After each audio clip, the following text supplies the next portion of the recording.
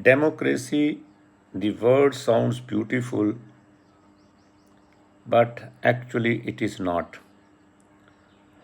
It is called that democracy is rule of the people, by the people, for the people, and this definition is put into the mouth of the politicians.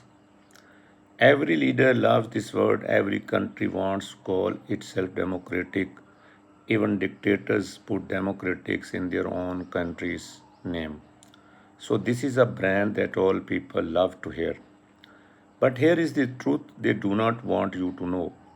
Most of what you call democracy today is not a democracy, even in countries that are considered champions of it. Basically, it is a mask, a performance, a system designed to make you feel like you have a power while someone else quietly takes it away from you. Now, most important part of the democracy is called election. In each country, there is election. There are voters who vote. Politicians give speeches. But does your vote actually change anything? Do your leaders actually represent you? Or have you been trained to participate in a ritual that looks like democracy but works like something else entirely?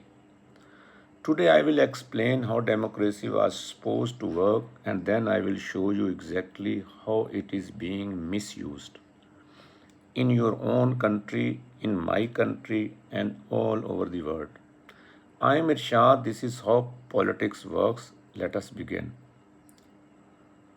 Let me first tell you what democracy actually means, not what politicians say it means. Democracy comes from two Greek words. Number one is demos, mean people, and number two is kratos, mean power. It means power of the people, not power of the elites or power of the representatives. In a true democracy, the people decides not every day, not on every small issues, but on the big issues. No, the question is who leads, what laws are made, where does the money go? There are two main forms of a democracy that we need to learn. Number one is called direct democracy, where people vote on every issues. This worked in ancient Athens. 5,000 men would gather in a square and raise their hands. It works for small groups but not for millions of peoples. Now, the second type of democracy is called representative democracy. People elect their own representatives who make decisions for them in their assemblies. This is what most countries claim to have today. This theory seems very beautiful. You choose someone to speak for you. If they do a bad job, you vote them out. If they do a good job, you keep them in. The leaders are countable according to this beautiful theory. The people have the final say, this theory says. But let me show you what happens actually. How democracy actually works in practice, we need to learn. Here is the reality of how democracy operates today in various countries of the world. First, elections are very expensive. Poor people cannot afford, therefore, they are excluded and they are marginalized from contesting the elections. Even in America, a single seat in Congress can cost 10 to 20 million US dollars. A presidential election costs billions. No, the question is who can afford that? Not ordinary or poor people or people belong to the middle class, but only the rich people can afford it. Are people backed by the rich people, they can also afford it. So, who do politicians listen to after they win the election? This is common understanding the people who paid for their campaigns, not you who only voted for it, not the poor, not the middle class. So democracy becomes a plutocracy Rule by the wealthy, not by the middle or poor people. That was originally said that it is a rule by the people for the people. The second most important thing that we need to understand is that most people do not vote. Even in local elections, turnout is often below 20%. In national elections, even in established democracies, 30 to 40, 50% of people stay home and don't go to cast their vote. When you do not vote, you do not matter. Politicians only care about people who shows their hands up or who reject them, who vote for them or who vote against them. The third, now we can, so it means the, the politicians care those who shows up, older people, wealthier people, people with strong opinions, they get what they want. Frankly, the rest get nothing. Now, the third factor is that politicians lie. I'm not being cynical, I'm being honest. Campaigns promises are not promises. Basically, they are advertisements. Politicians say whatever will get them elected. Then they do whatever their donors want. Study after study shows that the policy priorities of ordinary people have almost no effect on what the government actually does. The priorities of wealthy interest groups, those get action. Fourth factor is the system is designed to stay the same. Democracy sounds like change, but in practice, democracy is very good at staying the same. For example, in the United States of America, there are two parties. They have the same donors, same media, same outcomes. You can vote for candidate A or candidate B, but both answers to the same people, both protect the same system. This is not choice, this is an illusion of choice. The modern misuse of democracy is another factor that we need to understand in this section. Now, let me show you how democracy is being misused today, not in dictatorship in countries that call themselves democratic. The question one is that how democracy is misused. It is misused through electoral manipulation. You do not need to rig votes to steal an election, you just need to control who can vote and where. In many democracies, polling stations are closed in poor neighborhoods, long lines, few machines, people wait 5 hours to vote. They have jobs, they leave, their votes are lost. In other places, voter ID laws sounds reasonable, but they are designed to exclude poor people, minorities, and young people, groups that tend to vote against the ruling party. This is legal, this is not called cheating, this is called election administration. But it steals vote just as effectively as stuffing a ballot box. The second factor of misusing the election is called gerrymandering. This is one of the smarter tricks in the books. In many democracies, politicians draw their own voting maps.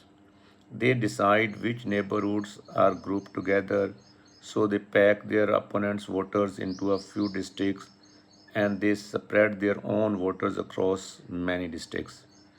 The result is a party can win 40% of the votes but 60% of the seats, or 50% of the votes and 70% of the seats.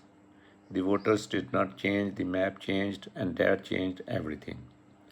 This is legal in many places. It is not called cheating, it is called redistricting. But it is a democracy with a loaded dice. Third factor that is most important need to understand how democracy is misused. It is misused through the media manipulation. Democracy requires an informed public. But what happens when the media stops informing and starting manipulation? Today, most news is owned by a handful of billionaires. They have political interests, they have business interests, and they shape what you see. If a politician threatens their interest, that politician is called dangerous, a radical, and even traitor. If a politician serves their interest, that politician is called reasonable or moderate. You are not forming your own opinions, you are being fed opinions, and you are being told that these are your own. The fifth factor that is most important is used to misuse the democracy. It is called two-headed monster. In many democracies, two parties dominate. They fight on televisions, they insult each other, they make you angry at the other sides. But behind closed doors, they protect each other's interests, they share the same interests, they make sure no third party ever wins. You are given two choices. Both are bad. But you are told that if you do not choose the lesser evil, the greater evil will win. This is not democracy, this is a trap, and you are inside this trap. The fifth factor that is most important is emergency powers. Democracy is misused through this dangerous trick. In the name of security, terrorism, pandemic, economic crises, democratic leaders give themselves emergency powers. They bypass parliaments, they rule by decree. Sometimes this is necessary, but often the emergency never ends. The power never goes back. Democracy dies not with a bang, but with a slowly expanding state of emergencies. And the people, they are told to trust their leaders just for a little longer, just until the crisis passes. The crisis never passes and democracy never returns. Now, let me say something that will make some of you uncomfortable. In many modern democracies, your vote does not actually decide anything important. Let me explain why. On most major issues, war, trade, taxes, foreign policy, the two major parties agree. They argue about small things. They argue about who is more corrupt, but on the big things, they are the same. So, your choice is not between change and no change, your choice is between two versions of the same system. You vote, you feel good, you feel like you did your duty, and then the politicians do whatever they were going to do anyway. This is not a conspiracy, this is a structural reality. The system is designed to absorb your anger and turn it into a vote. And then the vote changes nothing, and you are told to wait for the next election, and the next, and the next, and the next. This is the voter's illusion. You feel powerful, but actually you are not. I have been very critical. Some of you might feel hopeless now, but do not. Democracy is not dead, but it is a sick, and sickness can be treated. Here is what still works if people demand it. At the local level, your city, your town, your village, your voice still matters. Local, local elections have low turnout. A few hundred voters can change everything. A few determined people can take over a school board, a city council, a water council district. Start from your community. Do not start with the president. Start with your street, your neighborhood, your child's school. When people watch politicians behave, body cameras, leaked documents, independent journalism, whistleblowers, these tools still work and force the politicians to be accountable. The more light you shine on the system, the harder it is for the politicians to cheat. Now, we are going to discuss the next section. One person is ignored, 100 people are noticed, 10,000 people are feared. Democracy was never about one vote, it was about organized people. Unions, movements, protests, boycotts, these are the real tools of democracy. Elections are just one day, organizing is every day. What works? That is what works, refusing to participate in the rituals. If the system is broken, do not keep feeding it.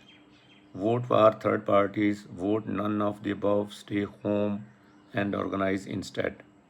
But do not keep voting for the same two parties and expecting different results. That is the definition of insanity. The system will not fix itself, the people inside the system will not fix it. They benefit from it being broken. Only pressure from outside can fix it. Now the question is what you can actually do. So what can you as one person actually do? This is very important question we need to answer. Let me give you 5 practical steps. Step 1 is stop worshipping elections. Election is not the whole of democracy, they are one day. Real power is exercised every day between elections. Pay attention to what happens after the vote. This is where the real decisions are made. Step 2. Know your own local representatives. Not the president, not the prime minister, your city council members, your union councils, your community matters. These people have more impact on your daily life than any national leader. And they are easy to reach. Call them, email them, show up at their meetings. Step 3. Follow the money. Every law, every policy, every decision, ask yourself who benefit from it. Follow the money, it will lead you to the real decision makers. Step 4. Organize with others. Do not be alone. Find people who care about the same things. Meet them, plan with them, act with them. One person is a complaint, a group is a movement. Step 5. Demand better. Do not accept lesser evil's argument. Do not accept vote for us or the other side will win threat. Demand candidates who actually represent you. If they do not exist, support someone who could or become that person yourself. Democracy is not a spectator sport, it is a participation sport, and right now most of you are sitting on the bench. Let me give you the 5 things to remember from this video. Number 1 is democracy was supposed to be power of the people, but modern democracy has been hollowed out from the inside.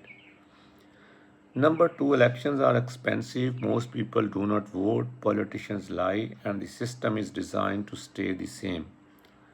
Number 3, democracy is being misused through electoral manipulation, gerrymandering, media control, fake two party competitions, and permanent emergencies.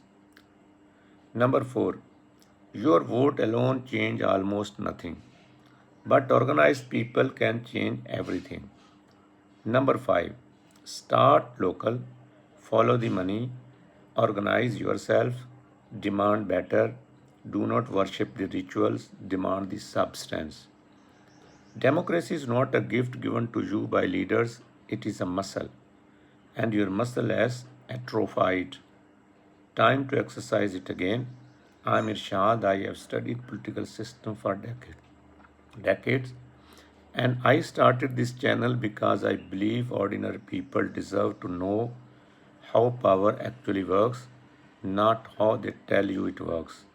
If this video opened your eyes, subscribe, share it with someone who still believes the fairy tales.